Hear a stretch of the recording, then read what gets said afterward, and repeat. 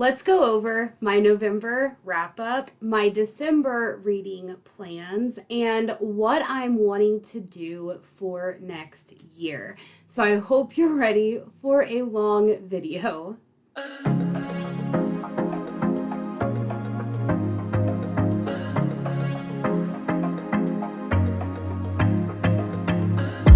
Hey everyone, welcome back to my channel. Today I wanted to go over my November wrap-up, my December reading plans, and kind of an idea on how I want to start the beginning of the year off, and some of the plans that I have going on about that. So before we get into this video, make sure that you like this video and you subscribe so you don't miss any of my future content. Also, make sure you check my description box below for all of the links where you can follow me on Instagram, on Goodreads. You can go to my Pango Books account, and you also can join my Patreon. So always make sure you check those links down below. So let's start this video off with my November wrap-up. So I read quite a lot. I didn't even count how many books I read in November. I really wasn't striving for a goal. I wasn't trying to meet a certain amount at a deadline because it was my busy time at my work, and so I wanted to make sure that I didn't really put pressure on myself, and I was actually surprised at how many books I got through in November without even trying, without even, making myself read the books and just really put myself in a slump. So I'm actually pretty surprised with myself, and I think you will be too. So let's go into the first book that I read, and that would be Being Henry by Henry Winkler. Now, this is a memoir that he wrote about his life. I do think that he has a couple memoirs out there that he has written over the years. What I really liked about this one was he was very open and put himself out there, and he talked about some hard-hitting things in his life and his career that most people in Hollywood wouldn't talk about. You go on this journey with him where he talks about how he got into the show business, how he was doing commercials, and then he got to be the Fonz on Happy Days, and how him being the Fonz kind of solidified his path in Hollywood. So whenever he was the Fonz, he couldn't get out of that role. That's what people saw him as. That's all that they portrayed Henry Winkler as. And he kept trying to do different roles that weren't necessarily the same as Arthur Fonzarelli on Happy Days. So you go through that with him. He was fired a couple times as an actor. He was actually fired a couple times as a director. And he talks about how you get pushed down, but you have to keep going and to not give up on your dream, on what you want to do. He talks about how he had dyslexia. There were even parts where his wife came in and talked about different things that, not necessarily that she struggled with, but things that she saw as his wife over the years, and saw that acting was his passion and directing was a love that he had. And whenever he's not doing any one of those, he was, not really depressed, but he wasn't himself. And so this book was absolutely amazing. It talks about how Henry Winkler, as an actor, anytime he's out and about, if he's not pressed for time or already engaging in something, he will take his time to meet his fans and talk to them and sign memorabilia.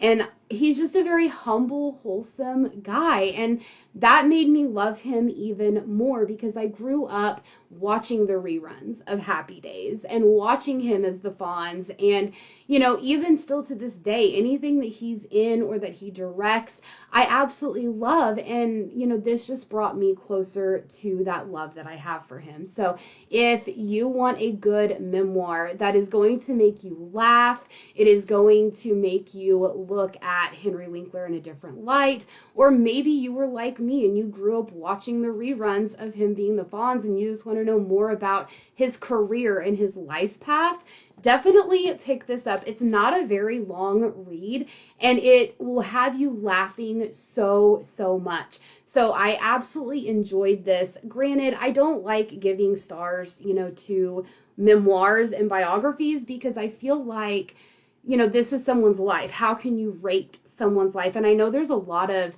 readers out there and booktubers that feel the same way. I gave this 5 stars. I mean, granted, I absolutely love Henry Winkler as a person, as an actor, as a director. So I was going into this already being biased, but I loved it. I definitely think that I will pick up more of his memoirs that he's written. I really just loved everything about this book. And the next book that I ended up reading in November was Skeleton King by Charity B. Now, if you watched my reading wrap up at the beginning of the month, you already know kind of my feelings on this.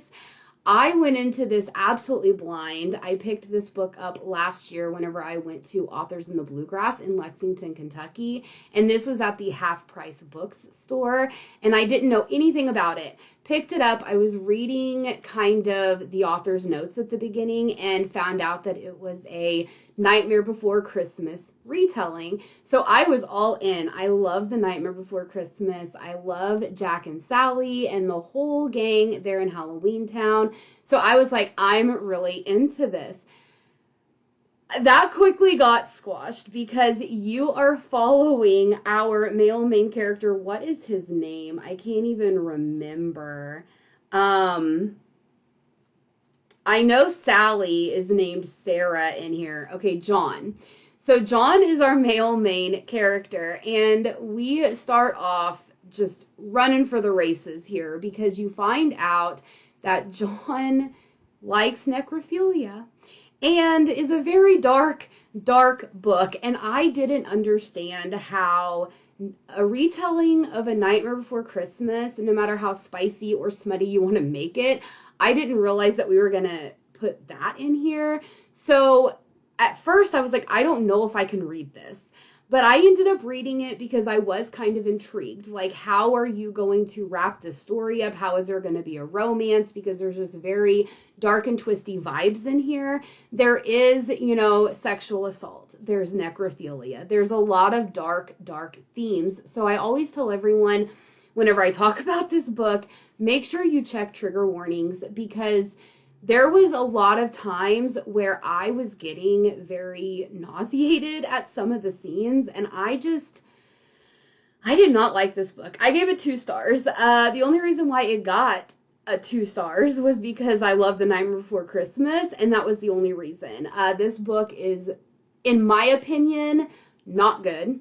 The writing isn't very well done, and the story, I wouldn't even put a stamp on here being a retelling of A Nightmare Before Christmas, because other than some of the characters vaguely resembling those characters from A Nightmare Before Christmas, none of them really act like how they're supposed to.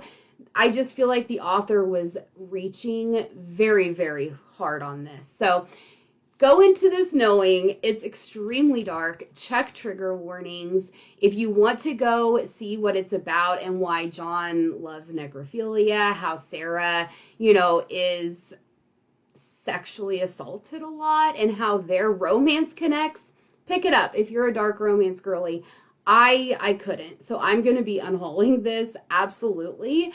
So 2 stars. I don't think that I'll ever read anything like this ever again. And then the next book that I ended up reading in November was Oath Taker by Audrey Gray. Now, whenever this book was pitched to me on a Facebook ad, it was a Viking fantasy romance. And I was like, I'm all in, because I really like, Vikings. And I really don't see where the Viking-esque era is coming in on this. You're following our female main character named Penrith, and she is friends with the prince, and the prince gets kidnapped. So she is on a quest to go and rescue the prince. And her arch nemesis, this mean, evil guy named Archeron, is along on the quest with her. And their banter is good. I really liked the banter between them. I do like the world building. I just didn't understand where the Viking part was coming in. I mean, was it because of the Norse mythology in here and the Norse gods that we're talking about that you correlated it to Vikings? I'm not quite sure where we get the whole Viking part, because I really don't feel like this book had any resemblance to Vikings. So I gave this 3 stars. I didn't have a terrible time, but I did find myself really just gravitating out of the book. I was just kind of skimming. I wasn't fully in it for most of it. You can definitely tell where the love interest is and how it is going to progress from what I can tell throughout the book and throughout the series. I just don't know if I'm on board for it. I don't know if I feel it. So I'm going to give the second book a try and see kind of where the story is leading to, see if we get more answers, see if the romance starts developing a little bit more in a, more likable and, understanding way. Because right now I don't see where that's going to happen. So unless the person that I think is the love interest isn't the love interest, I just don't see where it's going to happen. But I gave it 3 stars. Like I said, it's not terrible. I feel like if you like a fantasy romance where you're going on a quest and it's an enemies to lovers type of situation, absolutely give this a try. I think that a lot of people will love this book. It just wasn't a 5-star hit for me, which is okay. I am going to give the second book a try. We'll see how it goes. But I'm just disappointed in the whole revelation to Vikings that they're trying to reference. We'll see how book 2 goes and see if we're actually going to get more Viking-esque backdrops going on. And the next book that I ended up reading was Iron Flame by Rebecca Yarros. Now, this is the second book in the Fourth Wing universe series that is going to be happening. I know that Fourth Wing really kind of just took off. Everybody was obsessed. They were, just selling publishers, the publishing company and bookstores out of that book. Whenever this one was announced, of course, everybody was pre-ordering it. And I got the one that was signed with, the black sprayed edges, because I really loved Fourth Wing. Now, Iron Flame, I can't really tell you much about it because I want to keep this spoiler free.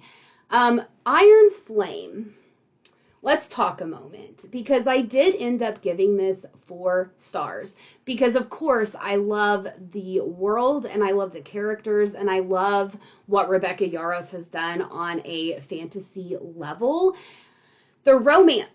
Let's talk about the romance for a second. One thing that I will say, and it might be spoilery, it might not, but what happened to Xaden? That's what I want to know. Why did Xaden become a marshmallow?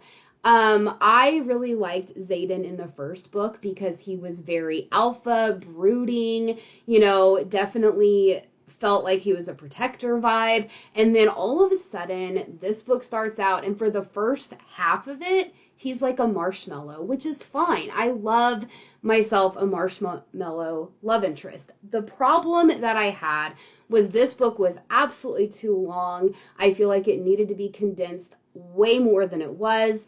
I feel like it should have went through a few more rounds of editing where they could have trimmed a lot of the parts.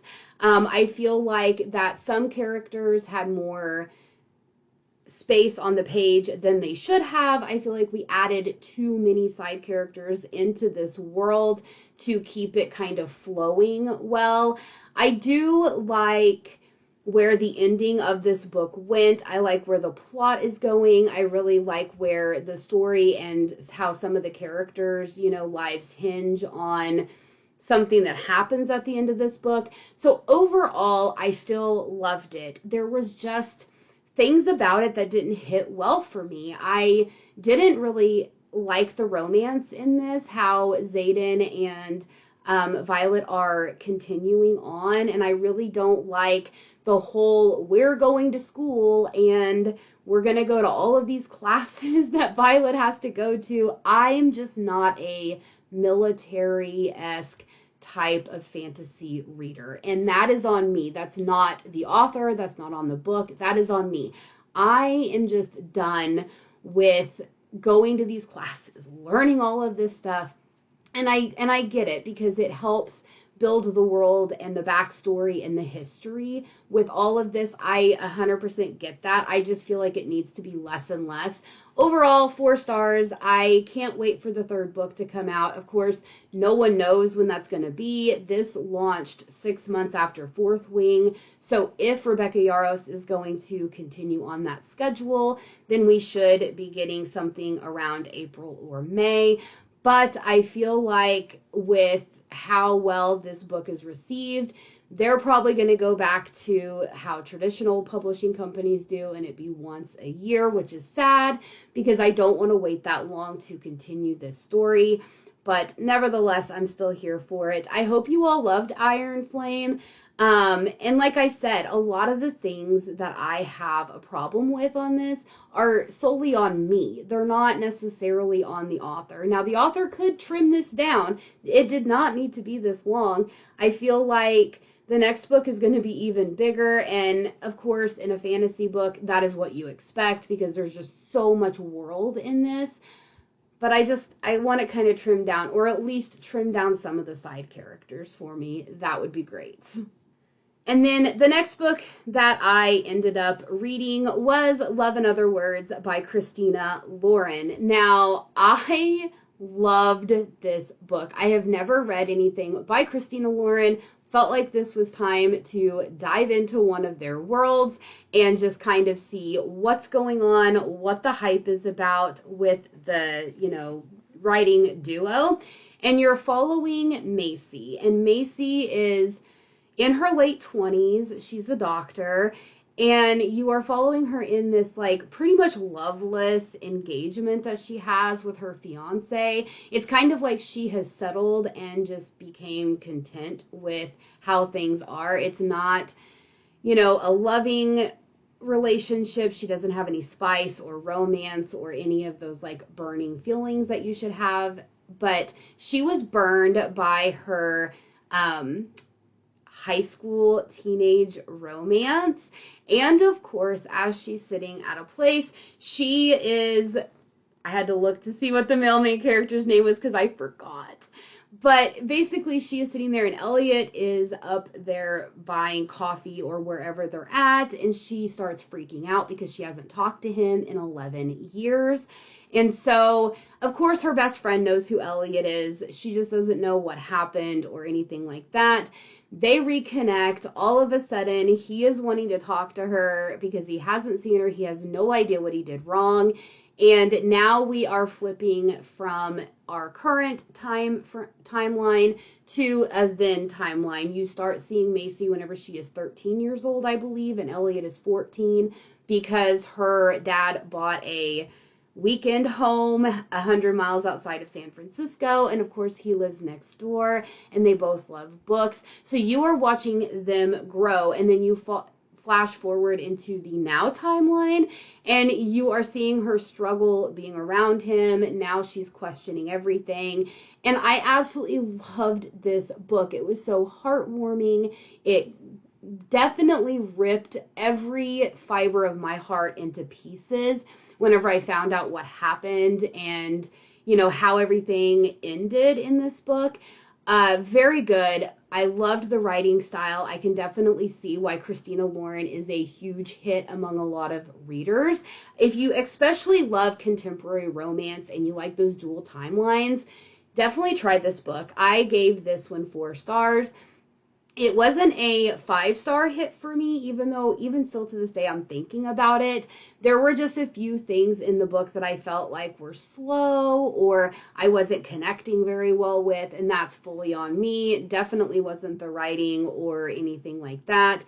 But this book is so good, especially following Macy and Elliot through their teenage years, seeing what they go through, seeing how they grow as individuals, and then jumping into the now timeline and seeing where they ended up, and, you know, watching them kind of reconnect on a romantic and friendship level. This is a friends to lovers story. I don't like to say, I did reference this in my weekly vlog where it was like a friends to enemies to lovers, and I wouldn't really say that they were enemies because they don't hate each other. It was just kind of a friends to, you know, estranged to lovers type of situation. And Macy, I absolutely love her, but there were times where I just wanted to reach in the page and just be like, Macy, what are you doing? What are you saying? Elliot is such a peach. I love him. He is so wholesome and cares about Macy on so many levels. And I don't know. The very ending of this, like hearing how things happened 11 years prior and what transpired, I was sobbing. I was bawling my eyes out. So I can't wait to try another Christina Lauren book. I hope that you guys leave me comments below and let me know if I loved this one by Christina Lauren. Please give me some suggestions on other Christina Lauren books that I would like that are along these lines. And then the next book that I ended up reading was Blood Union Part 1 by Vila Roth. This is book 5 in the Blood Gray series. I had been reading it for over a month at this point because I had started reading it in October, but I wanted to just chip away at it because I know that once I get to the 7th book, it is the final book that is currently published, and I don't know if I can go that long without being in this world. I love it so much. Granted, I can't tell you a whole lot about what book 5 is about, but the Blood Gray series in a whole is you are following Cassia, who is the bastard daughter of the king of Tenebra, and she is kind of just sheltered, put away. A lot of people at court don't see her or interact with her. Basically, the king just uses her as a pawn, and she's constantly fearing for her life because once she outlives her usefulness for the king, he's going to kill her, and she knows that because he is a ruthless, tyrannical king. And in comes Leo, who is a Hesperine, and Hesperines are like a vampire creature, but they are not the bloodthirsty where they kill humans type of vampires. They want to heal people. They do not kill. They are peaceful and nurturing creatures. And so there was this long-standing oath between the Hesperines and the people in Tenebra where they would live amongst each other and they wouldn't fight or anything, and there was this oath. Now, this oath needed to be renewed every single year. Now, the oath has not been renewed for a while, and all of a sudden, the king of Tenebra wants to hold the spring equinox where they're going to renew their oath, and here come the Hesperines. And Cassia wants to get close to a Hesperine, but we don't know why. She ends up meeting Leo, and through many nights of them talking, you do find out why Cassia wants to talk to a Hesperine and meet them. You also find out more about the Hesperines themselves because Leo, tells you about Orthros and their culture and their history.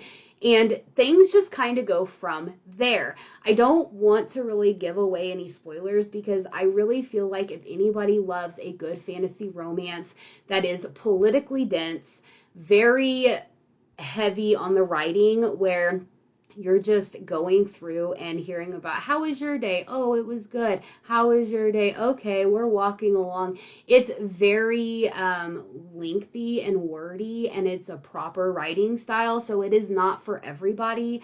But if you are a dense political fantasy lover, you would absolutely love this book because the things that happen in book 1 keep going into book 2, but then there's kind of a lull. There's a lot of times where there's like action and then like 300 pages of not really a whole lot of action, and then action at the end is how it kind of happens. And there really isn't a whole lot of tension between Cassia and Leo, which is kind of a downfall to a lot of people. I'm loving it. I am loving every bit of this series.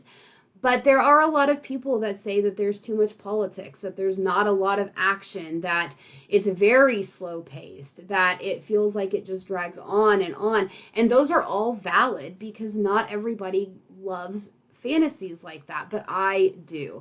And if you are one of those that really just wants to get into a 700-page political fantasy with, some romance in there that is spicy, but it's not like the whole story, there is way more politics and way more moving parts, then definitely try the Bloodgrace series. But book 5, I absolutely loved.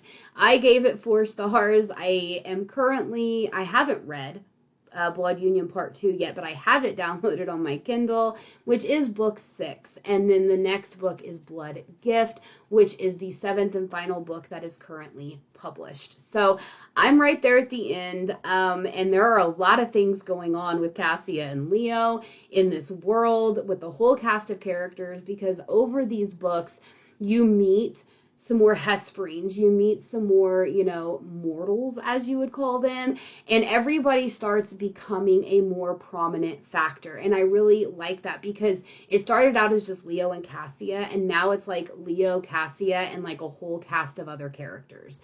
And I absolutely love that because you get kind of their perspective every now and again, and I absolutely adore this. So I love this world. I love Vila Roth's writing, so check it out if any of that definitely sounds interesting.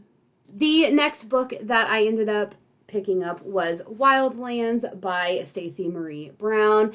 This is book 2 in the Savage Lands series, so I can't tell you much about what this book is about, but I did give this book 3 stars. I loved it. I definitely can't wait to get into the 3rd book, which is Deadlands, and that's what I'm going to be reading in December, because for the Alpha Ho Book Club that is hosted by Becca and the Books.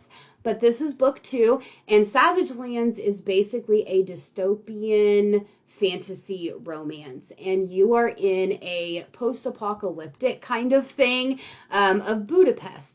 And there is the mortal side and the fae side. And whenever our main girl was born, I think that the war of the fae and the humans started breaking out. And so now there is, some problems going on. And basically, our girl is the ward of the king, so she grew up with the prince, who she is best friends with, and she's absolutely in love with. And, of course, he doesn't seem to be reciprocating her feelings, and her and him go and steal stuff off of this train that runs from one side of Budapest to the other, which is basically from the human side to the fae side. And they steal these drugs and everything like that. She just wants to do it for a thrill. There really isn't any reason why she's doing it. She's just doing it because she wants to. And anyway, our girl ends up getting caught in the Feylands, and so she is put into a maximum security prison that does have humans and fae and other creatures in there, and she is having to fight for her life. And this is not a easy time for her. It's brutal. There is a lot of trigger warnings in here. There is talk of sexual assault, so definitely check trigger warnings before you get into this series.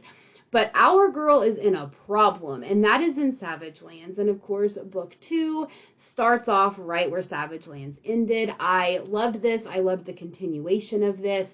I loved to see where our girl is actually going, what we're finding out. Things are starting to unravel. I can't wait to get to the 3rd book because I want to know where things go in certain aspects. I want more answers to certain things. And I also am loving the enemies to lovers romance that's in here. I'm hoping that in book 3 we finally get to have them together. Now, this book is not a 5-star book. It is not, written very well. The plot is all over the place. I feel like the characters are juvenile in some situations, But I am here for the vibes. I am here for that story because whenever I'm reading it, I'm having such a good time that I don't care how bad the writing is. So definitely pick up Savage Lands if you want to. I absolutely love this series and cannot wait to continue on with it.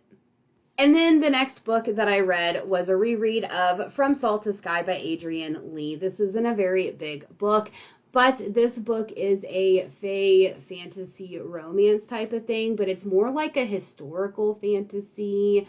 It has a mystery in here. It has a lot of Celtic myth and legends in here. So if you like Celtic lore, you will love this. If you like the fae and a good mystery and kind of like some hidden secrets, you would like this. It is a very lyrical and whimsical type of writing. And in that, I mean, it's not written like a normal fantasy romance. The story is a little choppy, so you're not understanding how you're getting from one to the next, but it kind of works.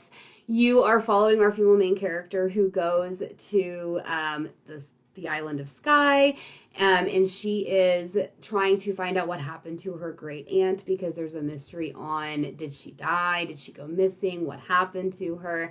And whenever she is there, she starts meeting the locals. And there's a lot more to the locals than you actually would know. And there's a lot more to this story that she's reading inside this book that we don't know as readers, but we do find out as we keep going. This book is such a delight to read. However, this was my second reread, and I don't think that I'm going to read it again. I feel like I got the most out of it this time on reading it, but it is such a good book. If you want one of those cozy fantasy romances that has kind of a mystery into it with, you know, some history that comes into play, maybe some reincarnation, you just don't know. Pick this book up if you like those types of vibes. It's a very quick read, and I feel like you could get through it in one sitting. The next book that I read is such a good book, and that is Of Shadow and Moonlight by Luna Laurier. This book everybody is sleeping on. I'm going to be very honest with you on that. If you have not picked this book up or you have not heard about it, definitely pick it up. It is absolutely amazing. This is the Bookish Box edition, which today they just had opened up pre-orders for the second book, which is called, I think it's Of Ashes and Dust, I believe. And so I definitely got that because I wanted to match this set, but I feel like a lot of people are not talking about this book. I haven't really seen very many reviews on it. I feel like this is a sleeper that people need to know about and they need to read. So out of any books that I have wrapped up this month, out of any of them that I would strongly suggest reading would be this, because it is a paranormal fantasy romance and it is absolutely amazing. So I gave this book, of course, 4 stars. Now, of course, it's not a 5-star read because the writing isn't the greatest, gonna be very honest. But if you can look past the writing and some of the cringe, always talking about how someone smells and describing it every couple pages, then you will love this book. Get into the vibes, love the story, look past the writing, please, because this book, like I said, is something that I think a lot of people would enjoy, and not a lot of people have been reading it, or at least I haven't heard anyone reading it. But you are following our female main character. She has a heart condition, and as the story starts out, she only has a few years to live. She's had multiple heart attacks. She's been homeschooled. She only has one friend. So she doesn't really have a life, and she hasn't been able to live, and it's sad. So she is off to college trying to do, you know, whatever she can for the last few years of her life, and she ends up running into a local college student named Damien. And of course, Damien really intrigues her. She wants to know more about him. Of course, he's cute. So she tells her friend about him, and her friend says, stay away from him and his friends. They're bad news. And of course, our girl does not stay away from him. And as the story goes on, she keeps her heart condition secret from everybody. So the only people currently that know about her condition and that she is going to die in a couple years is her parents. And she doesn't want people to know because she doesn't want them to coddle her and treat her different and feel sympathy for her. So she just wants to have a good time until she dies, basically. And Damien is giving that to her. Damien enters her life. Things start going crazy. She starts feeling things that she's never felt before. Of course, she's never been with a guy, so Damien is bringing out a lot of things that she didn't even know she could feel. And all of a sudden, we are wrapped up in this world of mystery, intrigue. Things are going on. Things go bump in the night. It kind of has a horror-esque feel to it. And I loved this. Damien, by far, could be one of my top book boyfriends. I love Cassie. She is our female main character, and she is feisty and spunky, and she does not let her condition hold her back. And the both of them make a great pairing because she makes him be a better person and he makes her kind of live dangerously and, you know, have things in her life that she's never had before. And I loved this. I cannot wait for the next book to read it. I actually ordered the copy on Amazon because I'm not going to wait until the special edition comes out. I need to have more of Damien in my life. I need to know more about this world. I need to know more about what is happening and all these moving parts. And a lot of things that are revealed in this book really shook me because I was like, oh my goodness, I have never read a book like this. This is very unique. I'm really into the story and the history and, you know, our characters and even the side characters. So, like I said, if you like a fantasy romance that has paranormal and horror aspects to it, pick this book up. Like I said, it's a sleeper. People are not reading it. They are not, you know, talking about it, and I feel like this book needs to be talked about. So I don't know if this is the author's debut novel. I feel like with the writing style, it very well could be, but her name is Luna Laurier, and definitely go read this. It is absolutely amazing, and I am very much excited to get to the second book. And then the second to final book that I read in November was the very overhyped Powerless by Lauren Roberts. Now, whenever I say overhyped, for me as a reader, what I love in my fantasy romances, this book did not deliver. Now, I can see where the hype is. I can see where people are eating it up. They're talking about it. It's all over the internet. I can see all of that. The problem that I have is I'm not a Hunger Games girly. So this book has a lot of Hunger Games vibes. It didn't vibe with me very well because that's not something that I like in my fantasy romances. I do like trials and I do like, you know, kind of the enemies to lovers type of situation, but it just didn't hit for me in this book, and that's okay. I gave it a 3-star. I will read the second book. I think it's called Reckless, and it comes out, I think, middle of next year. So I am going to give it a try and see how things progress.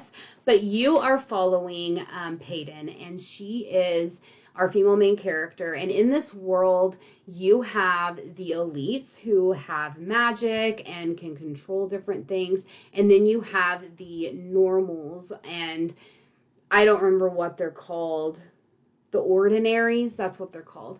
And they don't have magic, and they are hunted by the king, and the king wants to basically rid his kingdom of all the ordinaries, and he has everyone convinced that the ordinaries bring sickness, they bring death, and they also drain and, you know, minimize the elite's power in magic. So everybody fears the ordinaries, they want them killed, all of these things. And Kai is the son of the king. He is the second son, so he's not the heir, but he is going to become the executioner, I think, whenever his brother, I think, ascends the throne.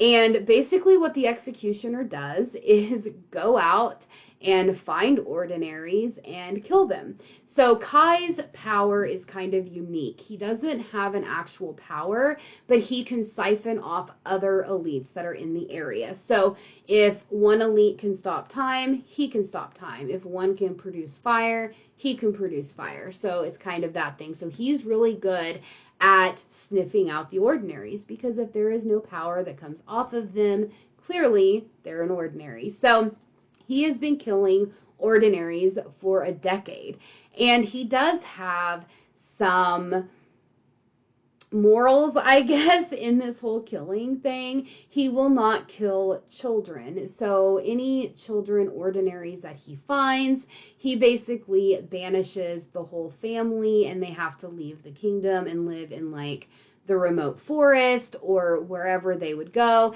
And of course, that's a death sentence in itself, but at least Kai's not killing them, right?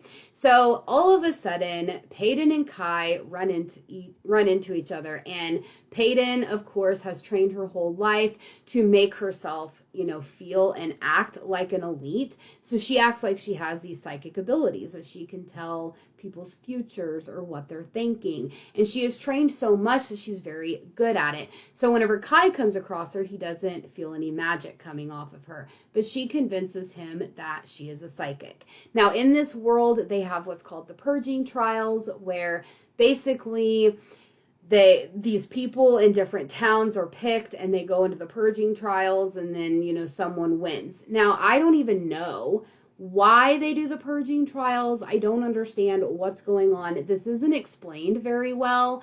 So that's kind of a downfall to this book. But also, they keep saying that this year's purging trial is going to be different because Kai is in it. And all of a sudden, Peyton is nominated by her town to go into the purging trial. So now she needs to go live in the castle with all these elites and keep up her psychic ability so she can survive. And this is where the whole Hunger Games vibes comes in, because it has the trials and they're put in there and these different things. Now, like I said, I can see where, people are loving this. I see where people say it's an enemies to lovers, but I feel like it's an enemies to lovers only one-sided. I feel like one of them already has a thing for the other, and the other one just kind of denies it. So I wouldn't even say that it's an enemies to lovers. But the way the book ended definitely makes me want to read the next one, because I want to see how things progress and what is going to happen to Kai and Peyton, as how we left them and what's going to happen in this world. So again, 3 stars. I had an okay time, but it just wasn't fully something that I loved. Only because I just personally don't like the whole Hunger Games vibes. So definitely pick this up. It is well worth the read, especially if you are a Hunger Games girly, because I feel like you are going to devour this and be screaming it from the rooftops like everybody else is. And then lastly, the final book that I finished in November, which nobody has heard me talk about because it was supposed to be on my weekly wrap-up this week. But since I'm doing things a little bit differently this week, we're just going to talk about it now. And that is Check and Mate by Ali Hazelwood. This is her YA romance debut, and she knocked it out of the park. 5 stars. Absolutely loved it. Now, granted, I think I'm impartial because I love Ali Hazelwood's writing on her STEM novels. I've read Love Hypothesis, Love on the Brain, Love Theoretically. I've even read the whole compilation of 3 novellas that's in Loath to Love You. So I've read all of Ali Hazelwood's work, and I love her STEMinist novels. But I was intrigued to see how she was going to write a YA romance, and she did not disappoint. Not one bit. We are following our female main character, Mallory. And Mallory was raised in this world where her dad was a grandmaster in chess. She learned at a young age. She has a very unique talent for it. It just comes naturally to her. So she was really good when she was younger, but she didn't really play in a lot of tournaments that would place her and rank her. She was just kind of playing for fun, essentially. something happens. She has sworn off chess for the rest of her life. Now she is in high school, or not high school, but a couple years that we fast forward, because that's what we find out in the beginning. She is out of high school. She is working as a mechanic in a garage. She did not go to college because her mom is sick. She needs to take care of her younger sisters, and her mom isn't able to work. Her dad isn't in the picture. So Mallory has taken it upon herself to be kind of this mama bear in this family. So she has sworn off college. She is working as a mechanic to pay rent and pay the bills and keep her sisters afloat. And her best friend is about to go off to college. Her best friend ropes her in to playing in a charity chess tournament.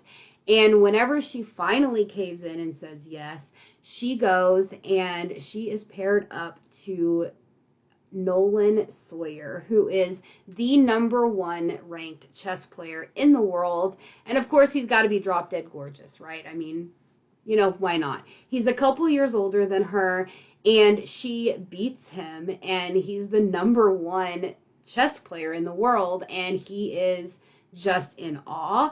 And all of a sudden, a couple days later, she is tracked down by a person who runs a local chess club, I guess, and basically she ends up just going to make money. That is where I'm going to leave you on this. You follow Mallory as she traverses the chess world that she has sworn off. You see Nolan become more and more of a prominent character. You see their rival to lover romance progress. And Mallory is a person, she drove me crazy. I didn't like her sometimes because I was just like, can you stop? Can you stop being a mama bear? Can you stop just constantly being selfish and it always being me, me, me, me, me type of thing? Nolan, oh my gosh, that man is just drop dead amazing. And I loved their romance. I loved their chemistry. I loved everything about it. And whenever I finished this book, I was literally like giggling and screaming and just, I couldn't even catch my breath. It was such a great, great book. And so I feel like Ali Hazelwood, in anything she writes at this point, I'm going to end up picking up. I'm probably going to end up loving. Ali Hazelwood is one of my top favorite authors at this point. Check and Mate didn't disappoint. I know that some people didn't like it because even though the characters are between 18 and 20, it did seem very YA and they acted very childish. But we need to remember, think back when you were 18 and 19. Did you act like an adult who's 30? No, you didn't. You still acted like a teenager. You still made stupid decisions. You didn't fully understand what you were doing half the time. So you need to put yourself back in those shoes whenever you were 18, and then you will enjoy this book a lot more. Love it. I cannot wait for Bride to come out, which is her paranormal romance. And I think that is in February, and I'm all here for it. So those are all of the books that I read in November. Definitely leave me a comment below and let me know which books that you enjoyed, which books you haven't read yet. Are you going to pick up any of these books based on what you heard here? Always leave those comments below because I love to hear feedback from everybody. But let's talk about the books that I'm currently reading, my December reading goals, and kind of what I am going to do going forward and starting next year. So the two books that I'm currently reading, I am listening on audio. It's a reread of A Discovery of Witches by Deborah Harkness because I want to get to the second and third book. So I need to read this before I can do that. So I'm enjoying it. I think I am a little over halfway.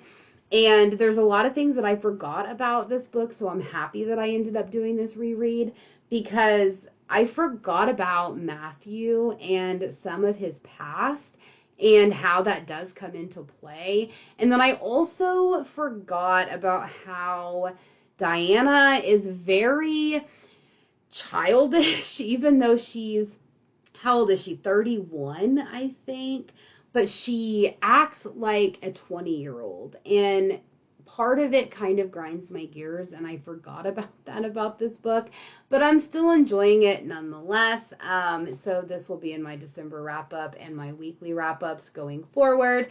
But yeah, I am currently listening to this on audio. And then the next one that I am physically reading is Do Your Worst by Rosie Danan. I am only on chapter 7, which is on page 73. This isn't a very long book. However, this writing in this book is making it so slow. I don't know if it's me. I don't know if it's the way that the author wrote the book. I just don't know if I'm not fully into it. But I just feel like getting through a chapter takes me double the time than it normally would. And it's just not flowing as fast. It's not a fast read for me. So I'm still trudging along on here. The book is only like, I think, 304 pages, I want to say, or 307. Yeah, it's like 307 pages. And so I'm on page 73, so I don't have that much further to go. But it's taking so long, you guys. And of course, you're following Riley, who is a curse breaker, and it's kind of like a witchy type thing. So she is asked to go to this castle in Scotland to break this curse because these investors want to make it into kind of like a hotel and resort type of thing. And so she goes and she's going to break this curse. And then she ends up meeting Clark at a bar, and she's like, he's so hot. There was kind of some romance, some tension there. And then they, went their separate ways. She finds out Clark is an archaeologist and he's working at the castle, and she overhears Clark trying to tell basically the investors that they need to fire Riley because she is a hoax and she is swindling them for money. So now Riley hates Clark. How dare she end up thinking this guy is so hot and almost slept with him the night before. And the story kind of goes from there. Their banter, you can tell that the enemies to lovers situation is there, but both of them are pining for each other internally. So you're getting like one chapter from Riley and one chapter from Clark. I don't see the romance. I don't feel the romance there. Like, maybe I feel the lust, like they want to jump each other's bones, but I don't feel like it's a love. I don't feel like it's a romance. So I'm going to see how it goes. I'm hoping I don't DNF this book because this is my first time reading anything by Rosie Danan. And I know that people, the roommate?